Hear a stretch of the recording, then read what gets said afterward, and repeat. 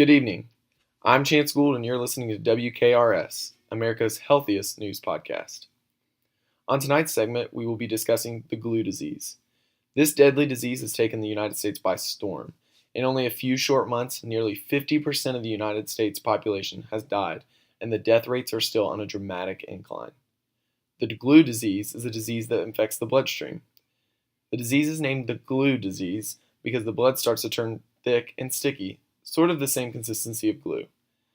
It is not respondent to blood thinners or any form of any medications. This disease spreads from person to person and has spread very rapidly. Some are calling it the end of the world. Signs and symptoms include nausea, vomiting, headaches, diarrhea, coldness of the body, slower movement, and slower speech. This disease takes approximately 5 to 7 days to completely incubate in the body, and once it takes full effect, you have approximately 24 hours to live. This disease is more prominent in the African American and Hispanic population because it spreads so quickly in areas of poverty and where people live so tightly together. The glue disease has taken over nearly every major city in the world. The president has declared this epidemic a national healthcare emergency. Congress is pushing for total quarantine of those infected, which is a situation in itself. People are truly fearing for their lives with the news of this disease. With the first case only happening a few months ago, we are now approaching election year 2040. Senator Troy Charles and Senator Mike Reynolds are neck and neck running for office. The world is truly divided right now, along with the United States. Senator Charles of the Republican Party is promising quarantine camps across the country to protect those who have not yet been infected. Senator Mike Reynolds of the Democratic Party is promising to not quarantine those infected and to invest all possible government funding to research against this disease. With this, the country is at war for picking a new president. Tonight, we are honored to have Dr. Henson on the show.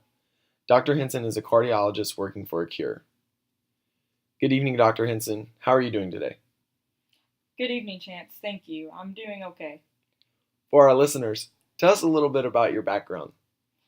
Well, I've been a cardiologist for almost 24 years now, and I work at Johns Hopkins Hospital doing research against the glue disease. So, I'm sure you've been pretty busy in the last couple months. You have no idea. It's been something else, I'll tell you that. So, how's work been for you recently?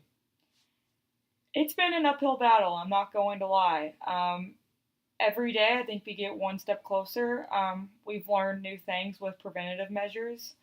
We're working every day towards finding a cure, but we are having difficulty. No existent medicine right now works against this disease.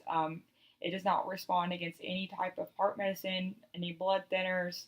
It responds against absolutely nothing. So we're trying as hard as we can every day to create new things. So, what has been your main job in the hospital? Every day from almost 18 hours a day, I work on finding a cure every day. I spend and have dedicated the last couple months of my life to working and doing research on cadavers and some alive humans to see if we could find something to help stop this or at least improve the condition to improve the quality of life. My main job has completely taken over my life. Like I said, I'm working almost 18 hours a day. It's gotten to the point where I live at the hospital now. That's crazy. Do you see any signs of this epidemic changing routes? We are trying as hard as we can, but as of right now, it's a steady increase of deaths across the world. Myself, my colleagues, and many other respected doctors across the world are working day and night trying to find a way. We have doctors that have switched to night shift, so after we get done during the day, they work all through the night trying to find a cure. I mean, we are literally around the clock trying to fight this. So, being in the hospital 18 hours a day, are you ever scared of getting the disease from your patients? Absolutely. I wear every form of protective equipment that you can imagine. I will not leave without having all my hazmat stuff on. That's crazy. So, what is your hope for the future? My hope for the future is that we get rid of this thing. I don't care who does it. I don't care who finds it. It's got to happen. I mean, we are at war with something so horrible right now. It has completely divided the country. It has divided the workforce. It is killing almost the entire population of the world.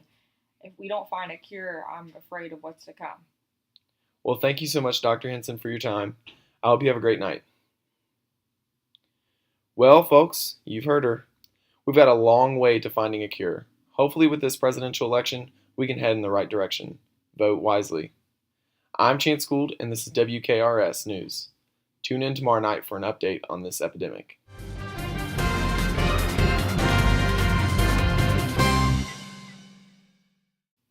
Special thanks to Getty Images and Maddie Miles.